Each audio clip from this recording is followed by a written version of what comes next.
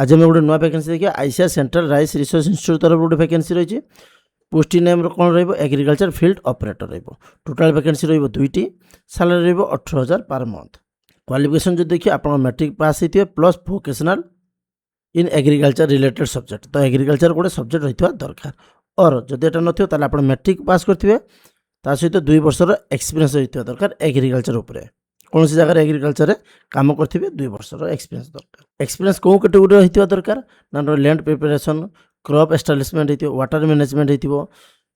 तो यह सब जो देखो क्रॉप हेल्थ मॉनिटरिंग ये सब आपंकर एक्सपीरियंस रही दरकार जॉब रेस्पॉन्सिबिलिटी कौन आप कौन कौन करेंगे यही सब जो लिखाई आप स्क्रीन पर पढ़ी पारे यही काम करेंगे एज लिमिट रही 18 ରୁ 50 वर्ष तो इंटरव्यू डेट ये भूल लिखाई एक्चुअली आपंकर इंटरव्यू डेट रही 24 अगस्त 2026 डॉक्यूमेंट कौन कौन ने ये लिखा जाए आप पढ़ी पारे आम odisha.jobnet.in को आसी पढ़ी पारे सिलेक्शन प्रोसेस इंटरव्यू बेस आपंकर हम आप जो तौक आसवे तो ये आपंकर नोटिफिकेशन उपर क्लिक कले पढ़ी पारे पूरा डिटेल्स आप देखो 24/8/2016 2:30 PM इंटरव्यू रोचे।